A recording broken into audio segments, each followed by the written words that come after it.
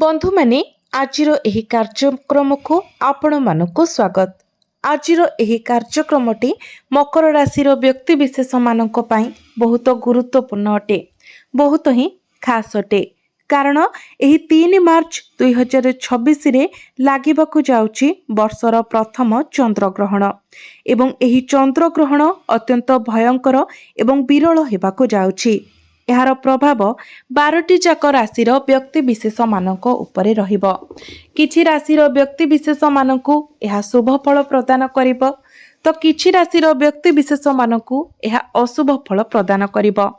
तेबे मकर राशिर व्यक्ति विशेष मानक पई एही चंद्र ग्रहण किभଳି रहिबो, एही चंद्र ग्रहण परे आपणक जीवन रे कोन सब परिवर्तन आसीबो, केउ सब बड़ घटना गुड़िक घटिबो, केउ सब क्षेत्र रे आपणको सफलता मिलिबो एवं केउ सब क्षेत्र रे आपणको प्रतिकारर आवश्यकता रहिछि, से विषय जानिबा पई आपण माने भिडियोटी को स्किप न करी शेष पर्यंत निश्चय देखंतु एवं भिडियोटी को लाइक करी चैनल टी को सब्सक्राइब करी दियंतु। कमेंट बॉक्स रे भक्ति एवं श्रद्धार सहित जय श्री जगन्नाथ जय माँ लक्ष्मी निश्चय लिखंतु। तो बंधु माने आसंतु आरंभ करिबा आजिर एही कार्यक्रम को, जहाँ आपणकर जन्म राशि तथा चंद्र राशि उपरे आधारित अटे। तेबे बंधु माने एही चंद्र ग्रहण परे आपणक कुंडलीर द्वितीय भावरे गोचर करिबे सूर्य, मंगल, राहु एवं बुध। द्वितीय भावरे गोचर करिबे शनि एवं शुक्र। षष्ठ भावरे गोचर करिबे गुरु एवं आपणकर अष्टम भावरे गोचर करिबे केतु। तो बंधु माने आपणक प्रथम भावर अधिपति शनि शुक्रंक सहित तृतीय भावरे गोचर करुछंती, बुध राहुंक सहित अछंती। तो आपणकर स्वास्थ्य ठीक ठाक देखा दाउछि।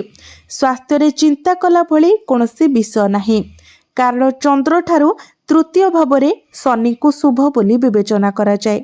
तेनु स्वास्थ्य संबंधित आपणकर कोनोसी भी समस्या नाही। किंतु आपणकर पंचम एवं नवम भावर अधिपति बुध राहु एवं मंगलंक सहित बसिछंती। बुध हेउछंती आमर चर्मर कारक। तेनु जेतेबेले बुध राहुंक सहित गोचर करुछंती, तो एहा फलरे आपणकर टिके चर्म संबंधित समस्या देखा देबो। राहु, मंगल, सूर्य निष्ठुर ग्रह। तेणु कौनसी स्थान रे एही तीनोटी ग्रह सहित बसिथिबा बुध दुर्बल होई जाइछंती। एनु बुध जेहेतु चर्मर कारक ग्रह अटंती, तेणु कौनसी ना कौनसी स्थान रे आपणको चर्म संबंधी समस्यार सम्मुखीन हेबाको पड़िबो। तेणु आपण जेते पारुछंती निज चर्मर जत्न नियंतु। आपणकर गला संबंधी समस्या मध्य देखा देई पारे, कारण जेतेबेले 4टी ग्रह द्वितीय भावरे बसिथांती सेतेबेले आपणकर थ्रोट इन्फेक्शन हिला भली समस्या देखा देई पारे। तो आपणको बास एई छोट छोट कथा प्रति ध्यान रखिबाको पड़िबो, नचेत स्वास्थ्य आपणकर भल रहिबो। आपणकर इम्यूनिटी सिस्टम मध्य भल रहिबो। आपणकर शिक्षा क्षेत्र कथा जदि कहिबा, तो पंचम भावटी होइथाय शिक्षार भाव। आपणकर पंचम भावर अधिपति शुक्र आपणकर तृतीय भावरे अछंती एवं 26 मार्च को शुक्र आपणकर चतुर्थ भाव को आसी जिवे। शनि आपणकर पंचम भाव को देखुछंती। तृतीय दृष्टि रे आपणकर प्रथम भावर कर्ता शनि आपणकर पंचम भाव को देखुछंती। शुक्र मध्य केंद्र को आसी जिवे। एबे मध्य शुक्र मीन राशि रे उच्चस्थ अछंती। जेहेतु शुक्र उच्चस्थ अछंती एवं शुक्र एवं शनि मध्य एक संजोग सृष्टि हेउछि, तो प्रथम एवं पंचम भावर एही स्थान एक भल निष्पत्ति को सूचित करुथिबा परि मने हेउछि। आपणकर शिक्षा क्षेत्र रे उन्नति आसीबो। जदि आपणकर पाठ पढ़ा रिलेटेड किछि डिसीजन नेबा पई चाहुचंती, किछि स्टेप नेबा पई चाहुचंती, आपणकर भविष्यत विषय आपण किछि प्लानिंग करूछंती, आपणकर पाठ पढ़ा पई कोनोसी स्थान को जीवाकू चाहुचंती, किंबा जदि आपणकर किछि एग्जाम अछि, कॉम्पिटिटिव एग्जाम अछि, सरकारी परीक्षा अछि, तो आपणक पई ए सब बहुत भल रहिबो। कारण प्रथम भावर अधिपति शनि एवं पंचम भावर अधिपति शुक्र उभय तृतीय भावरे अछंती एवं आपणकर भाग्य भाव को देखुचंती। यार अर्थ हेउछि शिक्षा क्षेत्र में आपणको आपणक भाग्यर साथ मिलिबो। तेणु पाठपढ़ा रिलेटेड आपण जहाँ भी स्टेप नेबा पई चाहुचंती ताहा आपण नै पारिबे। जदि आपण किछि एडमिशन नेबा पई चाहुचंती, फॉर्म फिलअप करबा पई चाहुचंती तो सेथिरे आपण आगकु बढ़ी पारिबे।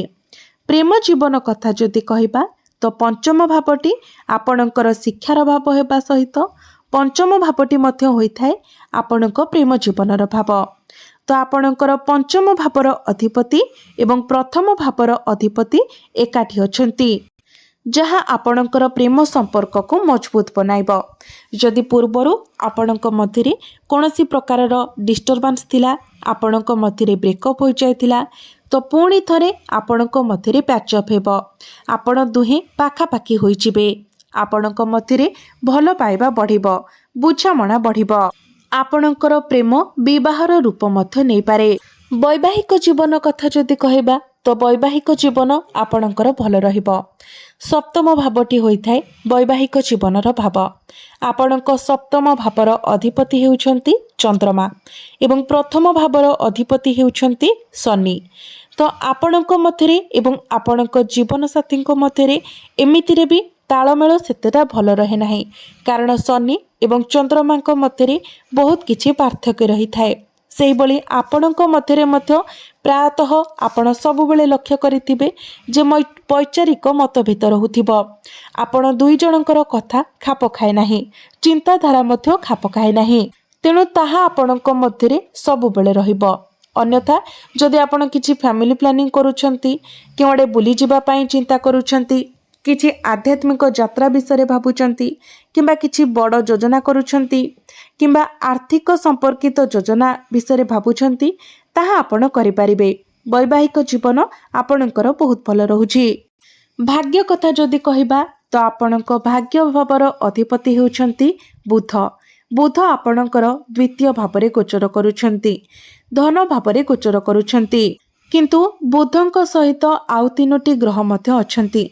तेणु बुध एठारे टिके दुर्बल हो जाइछंती, किंतु एबे भी बुध आपणकर धन स्थान रे गोचर करूछंती। तो धन भावर संयोग भाग्य भाव सहित हेउथिबा कारणरू एहा एक भल संयोग रहुछि। तेणु भाग्य आपणकर भल रहिबो। आपणक राशिर अधिपति शनि एवं दशम भावर अधिपति शनि आपणकर पंचम भावरे शुक्रंक सहित अछंती एवं नवम भाव को देखुचंती। तो जेतेबेले शनिंकर दृष्टि भाग्य भाव उपरे रहुछि, एहार अर्थ आपणकर भाग्य प्रबल रहुछि। तो भाग्य संबंधित आपण जहाँ भी निर्णय नेबा पई चाहुचंती ताहा आपण नै पारिबे। जदि आपण किछि बिजनेस स्टार्ट करिबा पई चाहुचंती, किछि इन्वेस्ट करिबा पई चाहुचंती, कोनोसी विषय किछि प्लानिंग करूछंती, किछि सेल परचेस करिबा को चाहुचंती, तेबे एहा आपणक पई बहुत भल रहिबो। कारण जेतेबेले भाग्य आमको सपोर्ट करे तो सबुठारु कष्टकर कार्य मध्य सहज हो जाए, एवं जेतेबेले भाग्य आमको समर्थन करे नाही, आपण निजे जानती जे सहजरे हेबा कार्य मध्य विलंब होइथाए। तेणु वर्तमान आपणकर भाग्य बहुत दृढ़ रहिछि। आपणको संपूर्ण रूपरे आपणक भाग्यर साथ मिलुछि। तेणु आपण भाग्य संबंधित जहाँ भी निर्णय नेबे सेथिरे निश्चित भावरे आपणको सफलता मिलिबो।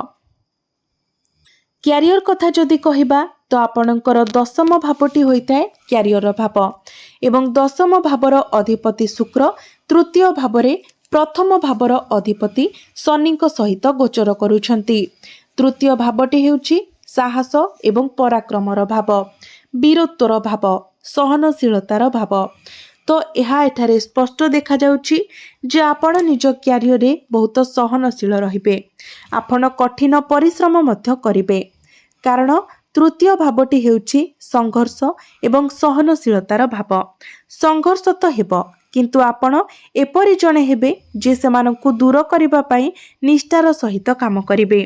आपणक भितरे कोनोसी प्रकारर आलस्य रहिबो नाही।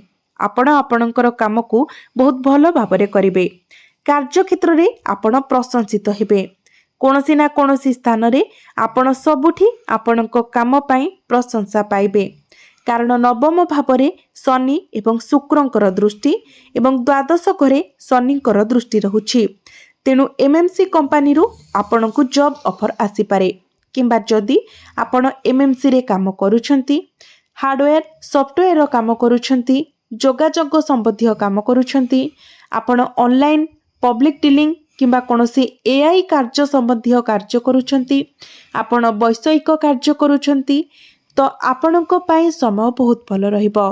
मु केवल एतिकी कहिबी जे सूर्य मंगल एवं राहु द्वितीय भावरे अछंती। सूर्य एवं राहु ग्रहण दोषर निर्माण करुछंती, मंगल एवं राहु अंगारक दोषर निर्माण करुछंती, राहु एवं बुध जड़ बुद्धि दोषर निर्माण करुछंती। तेणु आपणकु यथा संभव आपणक बाणी उपरे नियंत्रण रखिबाको पड़िबो, कारण एही तीनोटी दोष आपणकर बाणी भावरे ही सृष्टि हेउछि। तेणु आपणकर बाणी पाई ही जेकोसी समस्या उपजी पारे।